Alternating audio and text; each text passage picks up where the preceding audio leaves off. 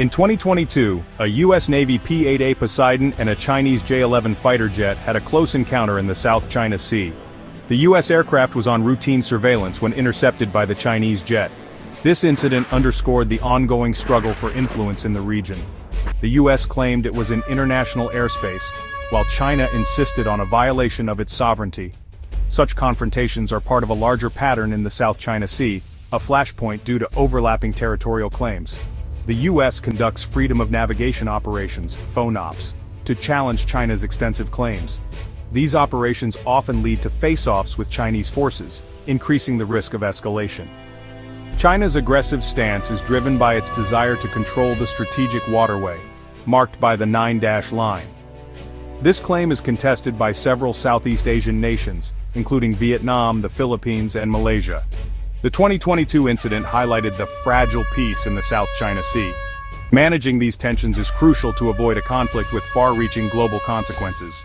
The South China Sea is a complex legal environment due to overlapping claims and strategic importance. Maritime sovereignty is governed by the United Nations Convention on the Law of the Sea, UNCLOS. UNCLOS allows countries to claim an exclusive economic zone, EEZ, extending 200 nautical miles from their coastlines. However, the South China Sea's geography complicates these claims. China's 9-dash line encroaches on the EEZs of other nations, leading to disputes over fishing rights and resource exploration.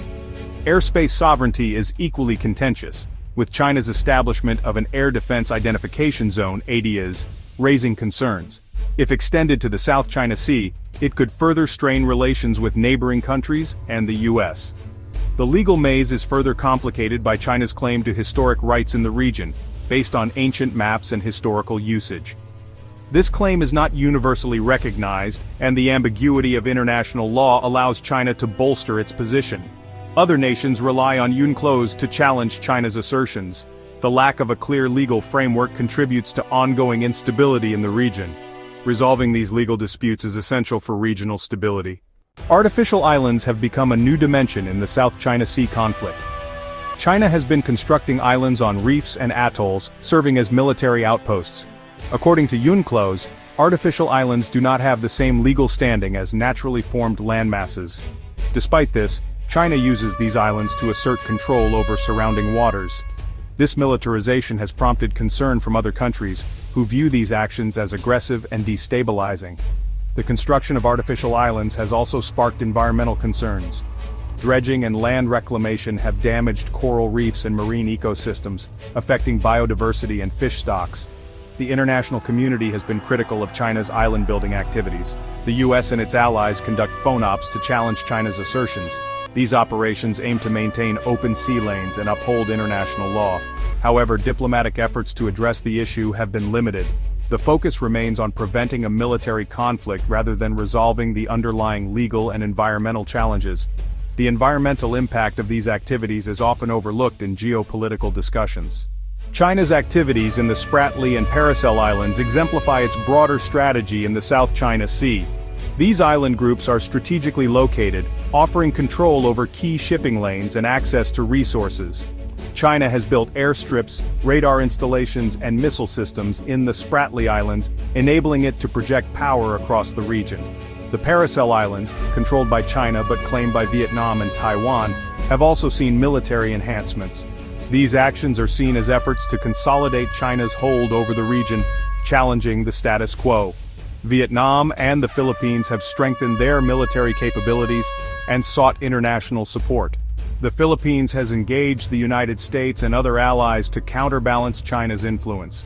China justifies its actions by citing historical claims and the need to protect its sovereignty.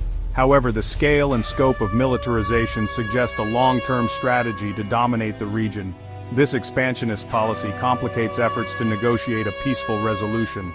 In 2016, an international tribunal in The Hague delivered a landmark ruling on the South China Sea. The case, brought by the Philippines, challenged China's claims based on the 9-dash line. The tribunal found no legal basis for China's expansive claims and ruled in favor of the Philippines. It stated that China's historical rights were overridden by UNCLOS, which governs maritime disputes. China rejected the ruling, calling it a sham and refusing to comply. The ruling, while legally binding, lacks enforcement mechanisms, highlighting the limitations of international law. The decision strengthened the position of other claimant states, giving them legal grounds to oppose China's claims. The tribunal's ruling emphasized the importance of adhering to international law and peaceful resolution of disputes. However, the absence of a clear enforcement framework means that powerful states can flout such rulings with impunity. China's historical claims are rooted in ancient maps and records, which it argues justify its presence in the region. The ruling has clarified the legal standing of other nations, providing a foundation for future diplomatic efforts. The South China Sea is rich in resources, making it a coveted area for surrounding nations. It is believed to contain vast reserves of oil and natural gas, crucial for energy-hungry countries like China. These resources drive the territorial disputes, as nations vie for control over exploration and extraction rights. Beyond energy resources, the South China Sea is a vital trade corridor, facilitating a significant portion of global maritime trade. Control over these sea lanes would confer substantial economic and strategic advantages. China's efforts to assert dominance are partly motivated by the desire to secure these trade routes for its economic interests. The ecological impact of island building and resource extraction is significant. Coral reefs, which support diverse marine life, have been damaged by construction activities. Overfishing and pollution further threaten the region's biodiversity. These environmental challenges are compounded by geopolitical tensions, as nations prioritize territorial claims over conservation efforts. Addressing these environmental issues is critical for the sustainable management of the region's resources. A balanced approach that considers both geopolitical and ecological factors will be essential in resolving the conflict.